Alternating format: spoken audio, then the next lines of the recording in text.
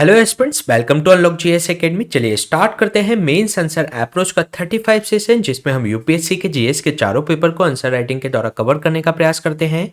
हमारे इस प्रयास का बेहतर तरीके से लाभ उठाने के लिए इन क्वेश्चंस को अपने स्तर पर लिखकर कमेंट सेक्शन में पेस्ट कर सकते हैं, जिसका हम आपको इवैल्यूएशन प्रोवाइड कराएंगे। साथ ही साथ इसके हैंड रिटन नोट्स की पीडीएफ आपको हमारे टेलीग्राम चैनल से मिल जाएगी। इस सेशन में हम 4 क्वेश्चन डिस्कस करेंगे, जिसमें से 2 क्वेश्चन रहेंगे जीएस पेपर 2 के, जिसमें से एक क्वेश्चन हम डिस्कस करेंगे भारतीय राष्ट्र व्यवस्था खंड से और एक क्वेश्चन हम देखेंगे भारतीय गवर्नेंस खंड से। इसके अलावा जीएस पेपर 3 के पर्यावरण और जैव विविधता खंड से भी हम 2 क्वेश्चन डिस्कस करेंगे। तो चलिए स्टार्ट करते हैं आज का इंपॉर्टेंट सेशन। ये क्वेश्चन नंबर 137 है। प्रीवियस 136 क्वेश्चन हम प्रीवियस 34 सेशन में कवर करा चुके हैं, जिसका लिंक आपको डिस्क्रिप्शन में मिल जाएगा। ये जो क्वेश्चन है आपके जीएस पेपर 2 के भारतीय राज्य व्यवस्था खंड से है, जिसमें आपसे पूछा गया है कि भारत में अंतर्राज्यीय नदियों का प्रबंधन परस्पर विरोधी संघवाद के कारण विभिन्न समस्याओं से ग्रस्त है। इसके बारे में चर्चा कीजिए। साथ ही साथ उन तंत्रों को रेखांकित कीजिए जिनका उपयोग भारत में अंतर्राज्यीय नदी जल विवादों को हल करने के लिए किया जा सकता है। तो इस क्वेश्चन का आंसर आपको 250 शब्दों में देना है, जिसमें आपको अंतर्राज्यीय नदी जल विवादों के बारे में चर्चा करनी है। साथ ही साथ उसको सॉल्व करने के लिए क्या तंत्र हमारे पास मौजूद हैं उसके बारे में भी आपको बताना है। तो इस क्वेश्चन को सॉल्व करने की हमारी वही अप्रोच रहेगी। सबसे पहले हम इसके इंट्रोडक्शन से इसकी शुरुआत करेंगे, फिर इसकी स्ट्रक्चर या बॉडी का इसका निर्माण करेंगे, फिर निष्कर्ष के साथ इस क्वेश्चन को एंड करेंगे। सबसे पहले अगर हम इसके इंट्रोडक्शन की बात करें तो भारतीय गणतंत्र की स्थापना के साथ से ही नदियों के जल पर अधिकार और नियंत्रण को लेकर संघर्ष जारी है। लेकिन हाल के वर्षों में जैसे जैसे जल की मांग बढ़ती जा रही है, शहरी एवं ग्रामीण क्षेत्र में ताजे जल की लगातार जो मांग बढ़ रही है, और साथ ही साथ विवादास्पद जो राजनीतिक गतिशीलता ने इस समस्या को और भी ज्यादा बढ़ा दिया है।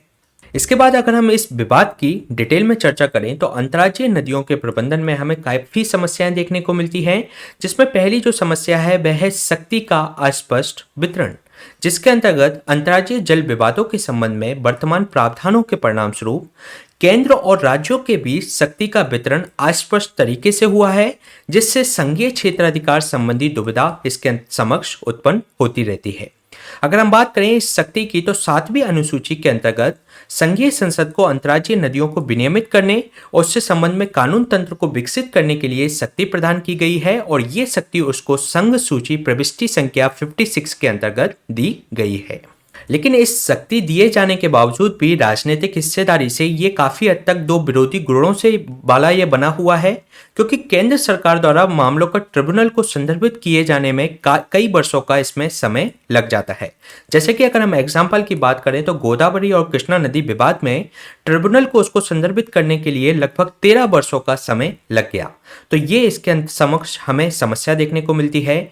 साथ ही साथ अगर हम बात करें, इसके अतिरिक्त राज्य सूची में केवल जल शब्द का प्रयोग किया गया है, और इसके तहत राज्य अपनी सीमाओं के भीतर उपलब्ध जो भी सतही जल हैं उसकी संपूर्ण सीमा पर कानून बनाने की उसको अनुमति दी गई है, चाहे उस जल का सोर्स और कुछ और किसी राज्य में हो, या उसकी जो सहायक नदी है किसी और राज्य की सीमा से आ रही हो, या नदी किसी अन्य राज्य में जल विसर्जित कर रहा हो, तो इससे उसको कोई मतलब नहीं होता। अगर वह उसके राज्य से उस जल का प्रवाह हो रहा है तो उसके संबंध में वह कानून बना सकता है। तो इसके कारण से राज्यों के बीच में इसके संदर्भ में समस्याएं उत्पन्न होती हैं। इसके अलावा इसमें जो दूसरी समस्या की अगर हम बात करें तो प्रशासनिक सीमाओं का पुनर्निर्धारण। अगर हम बात करें स्वतंत्र भारत में 571 अलग अलग रियासतों को मिलाकर अलग अलग राज्य बनाए गए, उनकी राजनीतिक एवं ऐतिहासिक विचारों के आधार पर राज्यों का निर्माण किया गया, और बाद में भी सांस्कृतिक एवं राजनीतिक कारकों के आधार पर भी राज्यों का निर्माण होता रहा। इसके कारण से जो मौजूदा जो उनका क्षेत्राधिकार था या संसाधनों का जो साझाकरण था, उसके संबंध में जो समझौते हुए उसके समक्ष जटिलताएं अभी भी बनी हुई हैं। इस जैसे कि अगर हम बात करें कर्नाटक एवं तमिलनाडु के बीच में जो कावेरी नदी जल विवाद है, वह इसी समस्या के कारण हमें देखने को मिलता है। इसके अलावा अगर हम इसमें तीसरे समस्या की बात करें तो विवाद हल करने में कठिनाई देखने को मिलती है। जैसे कि इसके लिए एक ट्रिब्यूनल बनाया जाता है, उसके द्वारा निर्णय दे दिया जाता है, तो जो ट्रिब्यूनल बाध्यकारी निर्णय के कार्यान्वयन हेतु स्थापित होने के बावजूद भी निर्णयों को प्रभावी ढंग से लागू करने में वह विफल रहता है, और ये उसकी जो विफलता है वह राजनीतिक कारणों से ये हमें देखने को मिलती है। तो ये हमने 3 समस्याओं की बात की। इसके बाद हम देख लेते हैं कि हमारे पास ऐसे कौन कौन से तंत्र हैं जिसके माध्यम से इस विवाद को सुलझाया जा सकता है। संविधान के आर्टिकल 262 है, उसके अंतर्गत इस प्रावधान को दिया गया है जिसके अंतर्गत जल विवादों के न्याय निर्णय हेतु से ये संबंधित है। इसके अंतर्गत दो प्रावधान दिए गए हैं जिसमें यह कहा गया है कि संसद कानून बनाकर अंतर्राज्यीय नदियों के जल के प्रयोग के विवाद पर शिकायत या उसका न्याय निर्णय कर सकती है। इसके अलावा दूसरे प्रावधान में यह कहा गया है कि ऐसे किसी विवाद पर वह ना ही उच्चतम न्यायालय और ना ही कोई अन्य न्यायालय अपने अधिकार क्षेत्र का प्रयोग करे, इस तरीके की भी वह व्यवस्था कर सकती है। यानी कि संसद कानून बनाकर इससे संबंध में कोई ट्रिब्यूनल स्थापित कर सकता है और ट्रिब्यूनल जो निर्णय दे देगा उस पर आगे कोई भी अपील नहीं की जा सकती इन द उच्चतम न्यायालय। साथ ही साथ अन्य उच्च न्यायालय में उनके जो क्षेत्राधिकार हैं उच्चतम न्यायालय और उच्च न्यायालय के इस संदर्भ में उनको सीमित किया जा सकता है संसद के द्वारा। संविधान के इसी अनुच्छेद के प्रभाव स्वरूप संसद ने दो कानून बनाए हैं जिसके अंतर्गत नदी बोर्ड अधिनियम 1956, इसके तहत अंतर्राज्यीय नदियों और नदी घाटियों के नियमन एवं विकास के लिए नदी बोर्डों की स्थापना का प्रावधान किया गया है और नदी बोर्ड संबंधित जो राज्य के अनुरोध पर केंद्र सरकार द्वारा स्थापित किए जाते हैं। इसके अलावा दूसरा अधिनियम है अंतर्राज्यीय जल विवाद अधिनियम 1956, जिसके अंतर्गत ये केंद्र सरकार को अंतर्राज्यीय नदी विवादों के न्याय निर्णय हेतु एक ट्रिब्यूनल को स्थापित करने का अधिकार देता है और ट्रिब्यूनल का निर्णय जो पक्षकार होते हैं इसके संदर्भ में तो उन पर वह बाध्यकारी होता है, उसकी आगे अपील किसी भी सुप्रीम कोर्ट या हाई कोर्ट में नहीं की जा सकती।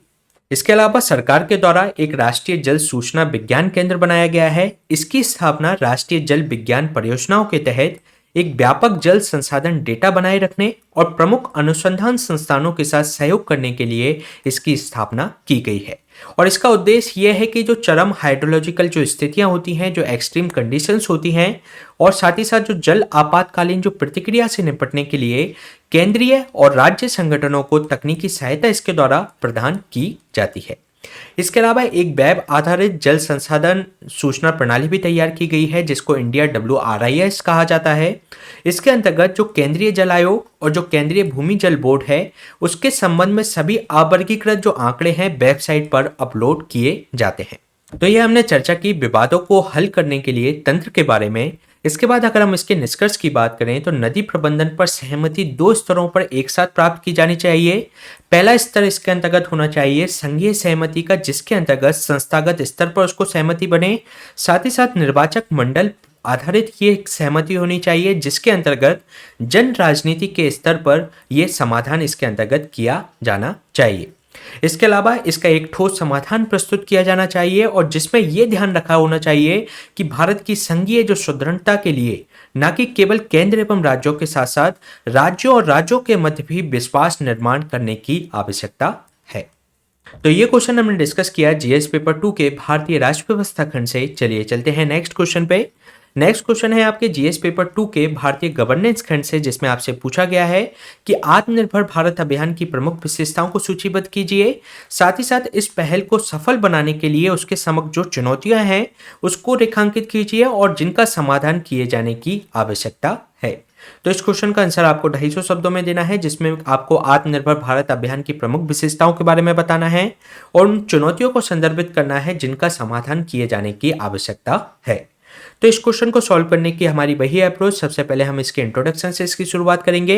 इंट्रोडक्शन में हम बताएंगे कि आत्मनिर्भर भारत अभियान का उद्देश्य भारत और इसके नागरिकों को सभी प्रकार से स्वतंत्र एवं आत्मनिर्भर बनाना है। इसके अलावा इस अभियान के तहत 5 स्तंभ दिए गए हैं।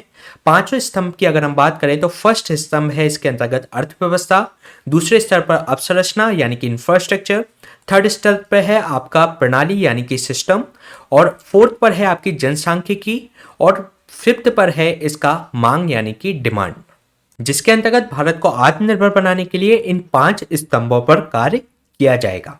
इसका उद्देश्य वैश्विक बाजार हिस्सेदारी प्राप्त करने के लिए सुरक्षा अनुपालन और वस्तुओं की गुणवत्ता में सुधार करते हुए, इसके अलावा उसकी प्रतिस्थापन पर ध्यान केंद्रित करते हुए आयात जो निर्भरता है हमारी उसको कम करना है। साथ ही साथ इसके अंतर्गत किसी भी बहिष्करणीय या अलगाववादी जो प्रवृत्ति को अपनाना इसके अंतर्गत शामिल नहीं है। यानी कि इसके अंतर्गत अपने यहाँ की जो वस्तुएं हैं उसकी गुणवत्ता में सुधार करना इसका एक लक्ष्य है, बल्कि इसके अंतर्गत ऐसा नहीं कि जो विदेशी के उत्पादों का जो बहिष्करण करना इसके अंतर्गत ये शामिल नहीं है। अगर हम बात करें आत्मनिर्भर भारत की अभियान की मुख्य विशेषताओं के बारे में, तो ये एक ऐसी अर्थव्यवस्था के निर्माण की दिशा में किया गया एक प्रयास है जो वृद्धिशील परिवर्तन के बजाय अर्थव्यवस्था में एक लंबी छलांग सुनिश्चित कर सकता है। ये देश में मांग बढ़ाने और इस मांग को पूरा करने के उद्देश्य से जो हमारी सप्लाई सिस्टम है, यानी कि जो हमारी आपूर्ति श्रृंखला में प्रत्येक हितधारक को सुदृढ़ करने पर यह केंद्रित है। इसके अलावा ये विश्व स्तरीय अवसंरचना का निर्माण करने पर केंद्रित है जो आधुनिक भारत की पहचान बनेगा। अगर हम इसकी बात करें तो इसे 2 चरणों में पूरा किया जाएगा। फर्स्ट इसका जो चरण रहेगा, इस चरण में जो चिकित्सा में उपयोग करने वाले जो वस्त्र हैं, जो इलेक्ट्रॉनिक्स हैं, प्लास्टिक एवं खिलौने जैसे जो क्षेत्र हैं उनको प्रोत्साहित किया जाएगा और उसके संदर्भ में स्थानीय विनिर्माण एवं निर्यात को बढ़ाने का उसके संदर्भ में प्रयास किया जाएगा।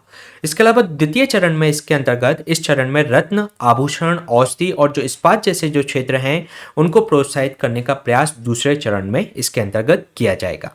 साथ ही साथ इसके संदर्भ में 2 दृष्टिकोण हैं, जैसे कि फर्स्ट दृष्टिकोण की अगर हम बात करें तो जो आयातित उत्पादों को घरेलू रूप से जो निर्मित उत्पादों से प्रतिस्थापित करना और उसके संदर्भ में आत्मनिर्भरता प्राप्त करना। इसके अलावा जो हमारे घरेलू जो PSUs हैं उनको विदेशी कंपनियों के साथ दूसरे दृष्टिकोण के रूप में जो PSUs हैं उनको विदेशी कंपनियों के साथ एक संयुक्त उद्यम स्थापित करने में समर्थ बनाना, ताकि ये जो तकनीकी जानकारी जो विदेशी कंपनियों के साझाकरण से उनको प्राप्त होगी और जो वैश्विक की जो वो प्रबंधीय जो कौशल है वह हमारे PSUs अपना सकेंगे, जिससे कि उनकी जो दक्षता है वह इंक्रीज इसके अंतर्गत हो जाएगी। इसके अलावा अगर हम बात करें तो ये हमने बात की आत्मनिर्भर भारत अभियान की विशेषताओं के बारे में। इसके बाद अगर हम बात करें इसके संदर्भ में निम्नलिखित जो चुनौतियां हैं जिनको हल करने की आवश्यकता है, तो इसके समक्ष ऐसी चुनौती है जैसे कि तरलता से संबंधित जो मुद्दे हैं वह इसके समक्ष चुनौती है, क्योंकि जो अधिकांश जो मौद्रिक पैकेज हैं उनका अकुशल हस्तांतरण जमीनी स्तर पर हमें देखने को नहीं मिलता। इसके अलावा दूसरी स्थिति है मांग में कमी। जो महामारी जो प्रेरित जो लॉकडाउन हुआ था उसके बाद से जो समग्र मांग है वह कम हुई है। ऐसे में जरूरत है कि सरकार राजकोषीय प्रोत्साहन देकर इस मांग को बढ़ाने का प्रयास करे। इसके अलावा इसमें तीसरी इसके अंतर्गत जो चुनौती है वह है बैकवर्ड एवं फॉरवर्ड लिंकेज का अभाव। जब तक जो शेष घरेलू अर्थव्यवस्था का पुनरुत्थान नहीं किया जाएगा तब तक हमें जो MSME जो क्षेत्रक है उसकी मांग की कमी का सामना इसके अंतर्गत हमें करना पड़ सकता है। इसके अलावा तीव्रता से जो बढ़ता जो राजकोषीय घाटा है सरकारों का, तो वह भी इसके समक्ष एक चुनौती है, क्योंकि जो प्रोत्साहन पैकेजेस दिए गए हैं उसके माध्यम से उसको वित्त पोषण करने के लिए राजकोषीय घाटे को नियंत्रित करना और ज़्यादा अभी कठिन हो गया है। इसके अलावा वित्त जुटाने में भी कठिनाई आ रही है, क्योंकि सरकार योजना हेतु वित्त जुटाने में लगातार विनिवेश कर रही है, डिसइन्वेस्टमेंट करना चाहती है और इसी विनिवेश एवं निजीकरण से विदेशी बाजारों में ऋण लेने की जो उच्च लागत है वह कुछ बाधाएं इसके अंतर्गत भी प्रस्तुत कर रही हैं। तो ये हमने बात की उन चुनौतियों को जिनको हल करने की आवश्यकता है आत्मनिर्भर भारत अभियान को सफल बनाने के लिए। इसके बाद अगर हम इसके निष्कर्ष की बात करें तो आत्मनिर्भर जो भारत अभियान है एक दूरदर्शी मिशन है और इसके घोषित उद्देश्यों को प्राप्त करने के लिए एक व्यापक और एक समावेशी उपायों की आवश्यकता है। इसके अलावा इन उपायों में ग्रीनफील्ड जो अवसंरचना पर व्यय के माध्यम से मांग में बढ़ोतरी की जा सकती है, साथ ही साथ उच्च विदेशी मुद्रा भंडार का रणनीतिक उपयोग किया जा सकता है, निजीकरण किया जा सकता है, करों का युक्तिक संगत बनाया जा सकता है, आर्थिक असमानता के माध्यम से जो समावेशी जो विकास है उसको सुनिश्चित इसके अंतर्गत किया जा सकता है। तब हम आत्मनिर्भर भारत अभियान को एक सफल एक दूरदर्शी मिशन के रूप में स्थापित कर पाएंगे। तो ये क्वेश्चन हमने डिस्कस किया जीएस पेपर 2 के गवर्नेंस खंड से। चलिए चलते हैं नेक्स्ट क्वेश्चन पे। नेक्स्ट क्वेश्चन है आपके जीएस पेपर 3 के पर्यावरण और जैव विविधता खंड से, जिसमें आपसे पूछा गया है कि रेडियोधर्मी अपशिष्ट क्या है, इसके विभिन्न हानिकारक प्रभावों की विवेचना कीजिए, साथ ही साथ इसे प्रबंधित करने के सुझाव भी दीजिए।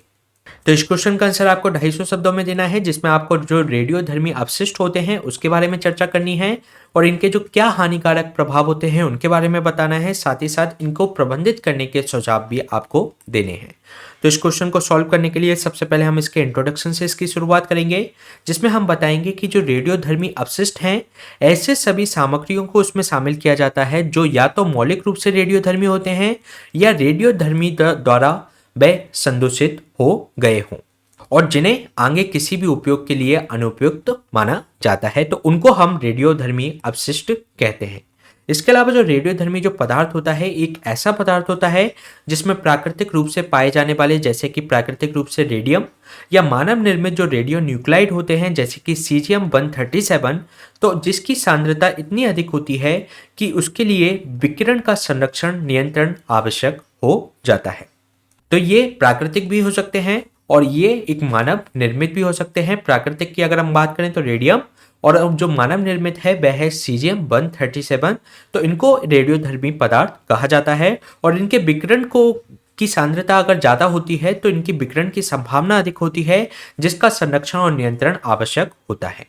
इसलिए हमें ज़रूरत होती है रेडियोधर्मी अपशिष्ट के प्रबंधन करने की। इसके अलावा अगर हम बात करें रेडियोधर्मी अपशिष्ट का जो हानिकारक प्रभावों की, तो जो परमाणु जो अपशिष्ट हैं उससे जो उत्सर्जित जो विकिरण है जीवों के लिए बेहद हानिकारक होती हैं, क्योंकि ये बहुत उच्च दर पर म्यूटेशन यानी कि उत्परिवर्तनों को ये प्रभावित कर सकती है। साथ ही साथ ये बहुत कम समय में अत्यधिक उच्च स्तर के विकिरण के संपर्क में आने से कुछ घंटों में ही आपको जैसे मितली या उल्टी जैसे लक्षण देखने को मिलेंगे और कभी कभी तो कुछ दिनों या हफ्तों के अंतर्गत उस व्यक्ति की मृत्यु भी हो जाती है। साथ ही साथ इनमें यह क्षमता होती है कि ये डीएनए को भी क्षति पहुंचा सकती हैं और विशेष रूप से जो छोटे बच्चे या जो भ्रूण में जो कैंसर हो ये उत्पन्न कर सकती है। इसके अलावा यदि इस अपशिष्ट का रिसाव अगर भूमि पर होता है तो ये अंततः जलाशयों में मिल जाती है, और जो हम पेयजल के लिए जो जलाशयों का यूज करते हैं तो जिसके कारण से इसका जो ट्रांसमिशन है वह ह्यूमन के अंतर्गत भी हो जाता है।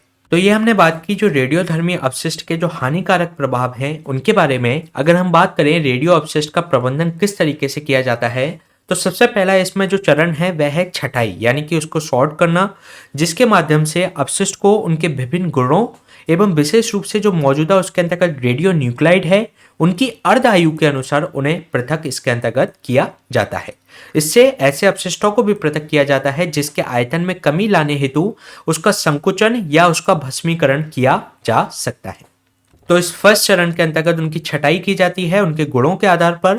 साथ ही साथ सेकंड चरण पर उस पर उपचार या उसका अनुकूलन किया जाता है, जिसके अंतर्गत जो रेडियोधर्मी अपशिष्ट की जो मात्रा है उसकी जो विषाक्तता है उसको कम करने के लिए विभिन्न प्रकार के अपशिष्टों को विभिन्न उपचार पद्धतियों से गुजारा जाता है, जिसमें ये जो पद्धतियां इस्तेमाल की जाती हैं जिसमें भस्मीकरण, निस्तापन जिसको कैल्सिनेशन भी कहा जाता है, विगलन, संकुचन या उसका सीमेंटीकरण या विट्रिफिकेशन इसके अंतर्गत उनका किया जाता है। इस सेकंड चरण में उनका उपचार या अनुकूलन किया जाता है। फिर थर्ड जो चरण आता है उसके अंतर्गत उनकी पैकेजिंग की जाती है। पैकेजिंग के अंतर्गत जो रेडियोधर्मी जो अपशिष्ट हैं उनको सुरक्षित उनका भंडारण और निपटान करने के लिए इंजीनियरों द्वारा विशेष रूप से जो निर्मित कंटेनर होते हैं उसको भरने की इसमें आवश्यकता होती है, जिससे उनके जो हैंडलिंग एवं परिवहन को आसान बनाया जा सके। इसके अलावा इसका जो लास्ट जो फेज होता है उसमें भंडारण इसका किया जाता है। इसमें जो श्रेणियों के अनुसार उसका भंडारण होता है, जैसे कि फर्स्ट श्रेणी के अंतर्गत जो अत्यधिक अल्पावधिक जो अपशिष्ट होते हैं, जैसे कि अस्पताल जो अपशिष्ट है या आपके जो इस माध्यम से जो निपटान से पूर्व पर्याप्त समय तक इसको संग्रहित रखा जा सकता है जिससे कि उसका क्षय हो जाता है, तो इसको उसके अंतर्गत रखा जाता है। यानी कि ऐसे जो रेडियोधर्मी जो पदार्थ होते हैं जिनका जो क्षय है वह तीव्र तरीके से होता है और कम समय में ही वह एक तरीके से अपशिष्ट समाप्त हो सकता है, तो उसको एक ऐसे स्थान पर स्टोर किया जाता है जिससे उसका समय के अनुसार उसका क्षय हो सके। इसके अलावा जो निम्न और मध्यवर्ती स्तरीय जो अल्पावधिक जो अपशिष्ट होते हैं उनको सतह या भूमिगत करने से पहले धातु या कंक्रीट के कंटेनरों में भी जमा किया जाता है। इसके बाद भंडारण के पश्चात उनका निपटान किया जाता है और निपटान इसके अंतर्गत अंतिम चरण है। इसका तात्पर्य यह है कि जो अपशिष्ट अपने अंतिम गंतव्य तक पहुंच गया है। इसके अलावा इसमें जो ऐसा रेडियोधर्मी जो अपशिष्ट है जिसका निस्तारण परमाणु सुरक्षा कारणों से धरातल या कम गहराई पर नहीं किया जा सकता, तो उसका निस्तारण गहरी भूगर्भीय संरचनाओं में किया जाता है। इसके अलावा इसके अंतर्गत जो अन्य अपशिष्ट होते हैं जैसे कि यूरेनियम मिल अवशेषों का निस्तारण खनन स्थलों पर ही कर दिया जाता है, जैसे कि माइंस होती हैं तो उसी से जो यूरेनियम निकाला गया है तो उसके बाद जो अपशिष्ट बनता है उन्हीं जो खाली हुई माइंस में उनको इसमें शामिल कर दिया जाता है, उसी के अंतर्गत उनको डंप कर दिया जाता है और इसके अंतर्गत जो प्रयुक्त ईंधन को प्रयुक्त ईंधन पुलों में ही संग्रहित इसके अंतर्गत कर दिया जाता है। तो इन 5 चरणों के माध्यम से जो रेडियोधर्मी जो अपशिष्ट होते हैं उसका प्रबंधन इसके अंतर्गत किया जाता है। इसके अलावा अगर हम बात करें इसके निष्कर्ष की, तो रेडियोधर्मी अपशिष्ट को अत्यधिक सावधानी से प्रबंधित करने की आवश्यकता होती है।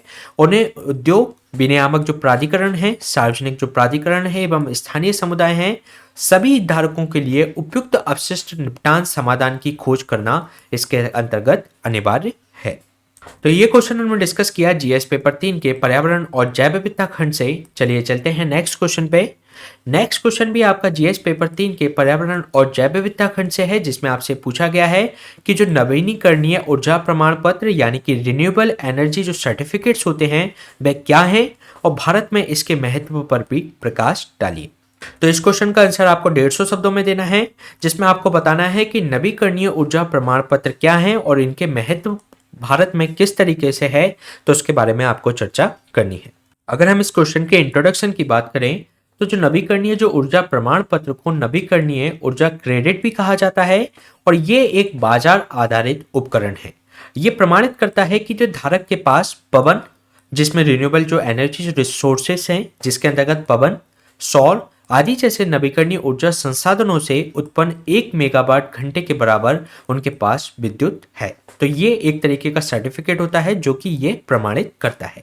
इसके अलावा एक बार जब विद्युत प्रदाता ग्रिड में ऊर्जा की जो आपूर्ति कर देता है, तो प्राप्त जो रिन्यूएबल एनर्जी सर्टिफिकेट है उसको ऊर्जा वस्तु के रूप में खुले बाजारों में बेचा जा सकता है। इसके अलावा जो रिन्यूएबल एनर्जी जो सर्टिफिकेट होता है उसका लेन देन केंद्रीय विद्युत विनियामक जो आयोग होते हैं द्वारा समय समय पर निर्धारित उसके उच्चतम मूल्य और उसके जो न्यूनतम मूल्य के भीतर पावर एक्सचेंज के अंतर्गत इसको सुनिश्चित किया जाता है। तो जो इसके अंतर्गत आरईसी का जो उच्चतम और न्यूनतम मूल्य कौन निर्धारित करता है, वह किया जाता है केंद्रीय विद्युत विनियामक आयोग के द्वारा, और इसको पावर एक्सचेंज के अंतर्गत आप खरीद या बेच सकते हैं। इसके अलावा अगर हम बात करें, भारत में जो आरईसी की 2 श्रेणियां हैं, एक है सौर नवीकरणीय ऊर्जा प्रमाण पत्र और दूसरा है गैर सौर ऊर्जा रिन्यूएबल एनर्जी सर्टिफिकेट। इसके अंतर्गत जो सौर ऊर्जा जो आधारित विद्युत उत्पादन के लिए सौर नवीकरणीय ऊर्जा प्रमाण पत्र दिया जाता है, और जो सौर ऊर्जा से अन्य जो नवीकरणीय ऊर्जा स्रोत हैं जैसे कि आपकी पवन ऊर्जा से, तो उसके लिए आपको गैर सौर ऊर्जा रिन्यूएबल एनर्जी सर्टिफिकेट दिया जाता है। इसके अलावा अगर हम बात करें भारत में आरईसी का महत्व क्या है, अगर हम उसकी बात करें तो ये स्टैंड अलोन सिस्टम को बढ़ावा देता है, जो कि अभी हमारा सिस्टम जो बना हुआ है उसको ये बढ़ाने का प्रयास करता है। क्योंकि जो आरईसी होता है उसके व्यापार के लिए विद्युत पारेषण की आवश्यकता नहीं होती, इसलिए जो आरईसी की जो बिक्री से प्राप्त जो अतिरिक्त राजस्व प्राप्त होता है उसको जो हमारा जो अभी बना हुआ जो सिस्टम है उसकी व्यवहार्यता में सुधार लाने में इसमें सहायता होती है। साथ ही साथ दूसरे स्तर पर अगर हम बात करें तो विद्युत बाजार में प्रतिस्पर्धा बढ़ाने में इसका एक महत्व है, क्योंकि विद्युत ऊर्जा से जो रिन्यूएबल एनर्जी सर्टिफिकेट को पृथक करने से लगभग लागत प्रभावी जो नवीकरणीय ऊर्जा है उसको प्रतिस्पर्धी तरीके से विद्युत विनिमय एवं उसका जो एक्सचेंज में भाग लेने की उसको अनुमति होती है, जिसके कारण जो विद्युत बाजार में प्रतिस्पर्धा इनके बीच में बढ़ती है। इसके अलावा अगर हम बात करें जो नवीकरणीय खरीद जो दायित्व है, यानी कि जो रिन्यूएबल परचेज जो ऑब्लिगेशंस हैं उसको पूरा करने का ये विकल्प प्रदान करती है। जैसे कि जो रिन्यूएबल जो एनर्जी जो सर्टिफिकेट्स हैं उस तंत्र का उद्देश्य जो राज्य में नवीकरणीय ऊर्जा संसाधनों की जो उपलब्धता और जो आपकी जो परचेजिंग जो ऑब्लिगेशंस हैं उसको पूरा करने के लिए जो बाध्य संस्थाएं हैं जिनको ऑब्लिगेशंस दिए गए हैं कि उनको कुछ जो अपनी एनर्जी इसमें जो प्रोड्यूस करनी है वह नवीकरणीय ऊर्जा के माध्यम से करनी है, तो इसके माध्यम से जो बाध्य संस्थाएं हैं वह अगर अपनी जो ऑब्लिगेशंस है वह उसको पूरा नहीं कर पाती तो वह रिन्यूएबल एनर्जी सर्टिफिकेट खरीदने के माध्यम से उन ऑब्लिगेशंस को पूरा कर सकती हैं और इनके बीच में जो असंतुलन है उसको वह दूर कर सकती हैं। इसके अलावा इसमें जो पहुंच में वृद्धि करना, जैसे कि दूरस्थ स्थानों पर जो विद्युत पारेषण किफायती नहीं होता, ऐसे में जो रिन्यूएबल एनर्जी जो सर्टिफिकेट हैं ऐसे क्षेत्रों में विद्युत उत्पादन को बढ़ावा देते हैं और साथ ही साथ उसको राजस्व अर्जित करने में भी एक ये अवसर प्रदान इसके द्वारा किया जाता है। इसके अलावा रिन्यूएबल एनर्जी सर्टिफिकेट के माध्यम से ये निवेश को आकर्षित करते हैं। जो रिन्यूएबल एनर्जी जो सर्टिफिकेट होते हैं बाजार जो नवीकरणीय जो ऊर्जा आधारित विद्युत उत्पादन के विकास हेतु उपयुक्त अवसर इनको प्रदान करते हैं, साथ ही साथ उसके संदर्भ में इनको निवेश आकर्षित करने का भी मौका रिन्यूएबल एनर्जी सर्टिफिकेट के माध्यम से मिल जाता है। इसके अलावा जो कॉर्पोरेट सोशल रिस्पॉन्सिबिलिटी होती है, जिसमें कॉर्पोरेट का दायित्व होता है कि वे अपने जो 3 साल का जो जो प्रॉफिट है उसका 2% अपने सोशल रिस्पॉन्सिबिलिटी के तहत उसको खर्च करे। तो उसके अंतर्गत जो रिन्यूएबल एनर्जी सर्टिफिकेट्स की जो परंपरागत और जो गैर सरकारी संगठन जो विकास एजेंसियों के साथ साथ जो कॉर्पोरेट जो क्षेत्रक हैं उनकी व्यापक भागीदारी की इसमें अनुमति दी जाती है। और जो अपनी जो कॉर्पोरेट सोशल रिस्पॉन्सिबिलिटी को पूरा करने के लिए ये रिन्यूएबल एनर्जी सर्टिफिकेट्स खरीद सकते हैं, जिसके माध्यम से ये इनकी जो बाध्यता है वह इसको फुलफिल कर सकते हैं। तो ये हमने बात कर ली भारत में आरईसी का क्या महत्व है। इसके बाद अगर हम इसके निष्कर्ष की बात करें तो भारत में जो ऊर्जा मिश्रण तीव्र रूप से जो जीवाश्म ईंधन की प्रधानता से जो गैर जीवाश्म ईंधन की हिस्सेदारी को जो हमें परिवर्तित करना है तो उसके लिए ये काफ़ी सहायक है। साथ ही साथ एक अखिल भारतीय बाजार आधारित आरईसी तंत्र को नवीकरणीय ऊर्जा के प्रोत्साहन देने के लिए ये शुरू किया गया था और इसने बहुत कम समय में प्रभावी सफलता भी इसके अंतर्गत प्राप्त कर ली है, जिससे कि जो विद्युत उत्पादन में जो नवीकरणीय ऊर्जा जो स्रोत हैं वे लगातार बढ़ते जा रहे हैं। तो इसके लिए एक ये महत्वपूर्ण हो जाता है भारत के लिए रिन्यूएबल एनर्जी सर्टिफिकेट। तो ये क्वेश्चन हमने डिस्कस किया जीएस पेपर 3 के पर्यावरण और जैव विविधता खंड से। इसी तरीके के सेशन हम आपके बीच में लाते रहेंगे। आपको हमारे में जो हैंड रिटन नोट्स की जो पीडीएफ है आपको इस टेलीग्राम चैनल से मिल जाएगी। Please stay tuned and subscribe the unlock GS academy. Thank you.